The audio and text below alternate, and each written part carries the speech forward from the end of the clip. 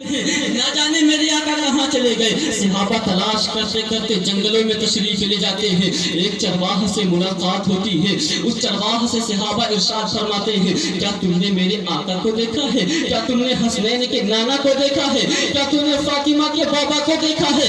चरवाह जवाब देता है, ऐ लोगों सुनो सुनो, मैं तुम्हारी आका को नहीं जानता, मैं हसनैन के नाना को नहीं जानता, मैं फातिमा के बाबा को नहीं जानता, लेकिन इतना पता है इस जंगल के कोने में एक बंदा ऐसा है जो फूट फूट करके रो रहा है, जिसके रोने की वजह से मेरी बकरियों ने भी रोना शुरू कर दिया है। आज 3 दिन से मेरी बकरियों ने कुछ नहीं खाया। अब इतना सुना, सहाबा फरमाते हैं वो कोई और नहीं होगा बल्कि मेरे मुस्तफा ही होंगे। उम्मत यासी के गम में आंसू बहाने वाला मेरा मुस्तफा ही होगा। अब बरेली का इमाम इरशाद फरमाता है, बरेली का इमाम लिखता है, वल्लाह क्या जहन्नम अब भी नशर्द होगा, रो रो के मुस्तफा ने दरिया बहा दिए। सुभान अल्लाह, बेशक बहुत सी। उम्मत यासी के गम में रोने वाला कोई और नहीं था बल्कि मेरा मुस्तफा, मदीने वाला आका है। यार हम और आप क्या करते हैं? हमारा तो क्या आलम है? जगह कहीं पर जाओ, जगह जगह पर हम नबी के दिल को तकलीफ पहुंचाते हैं। क्या यही हमारा काम?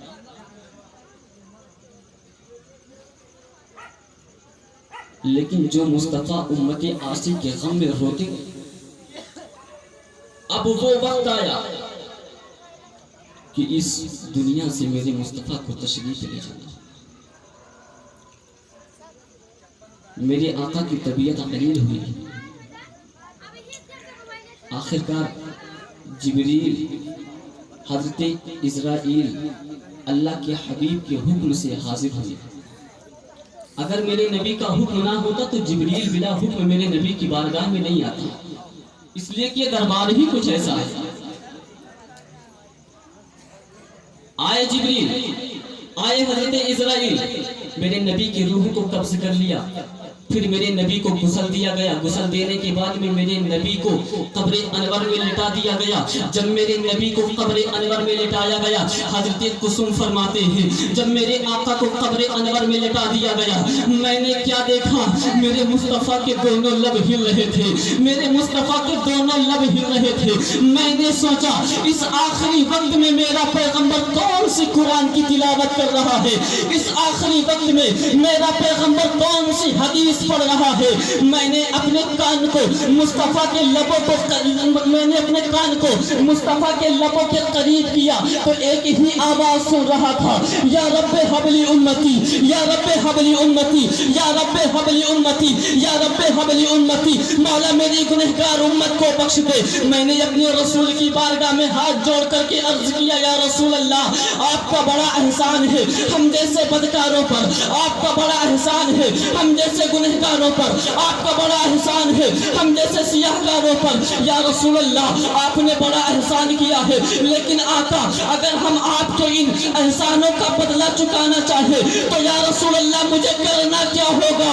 तो मुस्तफा की बारगाह से आवाज आती है, जवाब आता है, अगर तू मेरे इन एहसानों का बदला चुकाना चाहता है तो कयामत तक की मेरी औलाद से मोहब्बत कर लेना।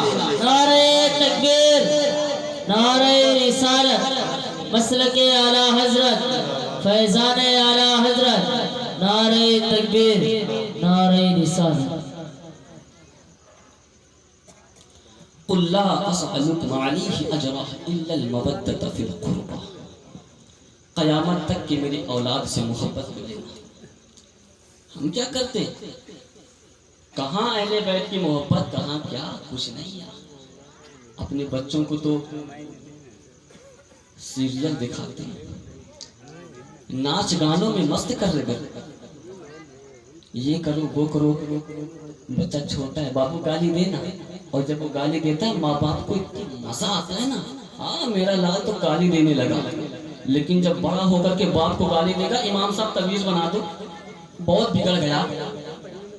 हाँ रात रात माँ, अरे बीबी शौहर बैठे मोबाइल चला रहे, मस्ती में झूम रहे। तवज्जो के साथ सुनिएगा। एक मर्तबा ऐसा हुआ कि मियाँ और बीवी मोबाइल चलाकर देख रहे थे। रात काफी गुजर चुकी थी, दोनों लेट गए। लेटे लेटे मोबाइल चला रहे, और जब कोई हंसने की चीज आती तो बड़ी मोहब्बत से हंसते ही।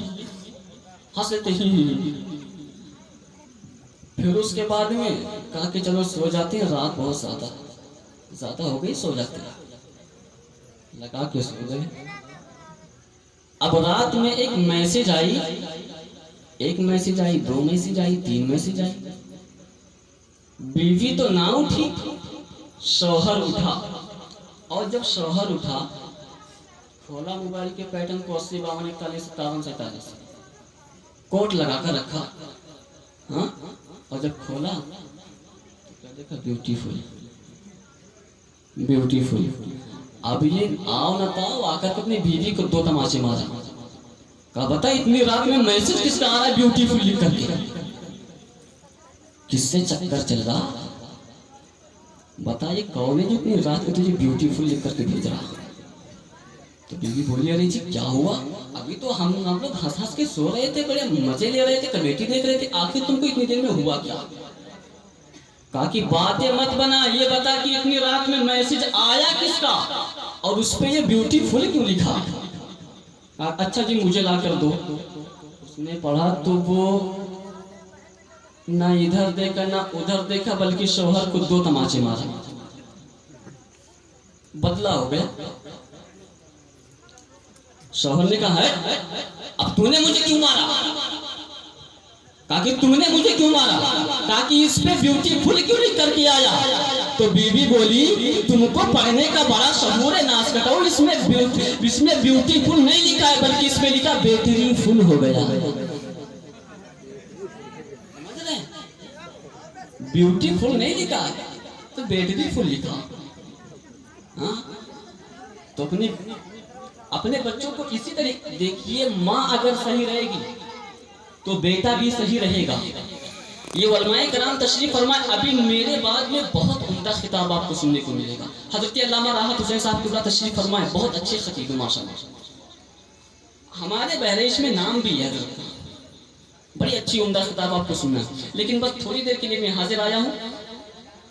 तो अगर देखिए कहते हैं ना मटेरियल और डाई, जो मटेरियल होता है ना वो बाप होता है, डाई माँ होती है।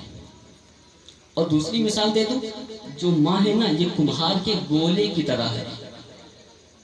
हम गोला जिस हिसाब से चलाएंगे मटका वैसा ही बनेगा, और उसी के एतबार से माल ढल करके निकलेगा। क्यों?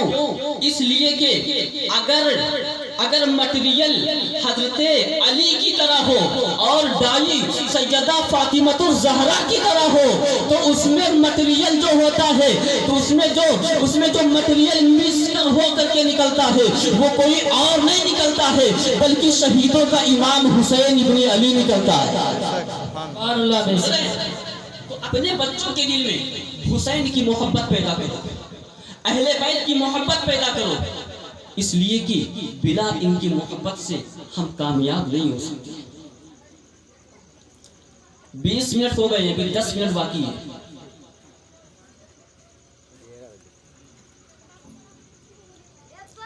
और अगर हम इनसे मोहब्बत करेंगे तो हमें मिलेगा क्या? तवज्जो के साथ सुनिएगा।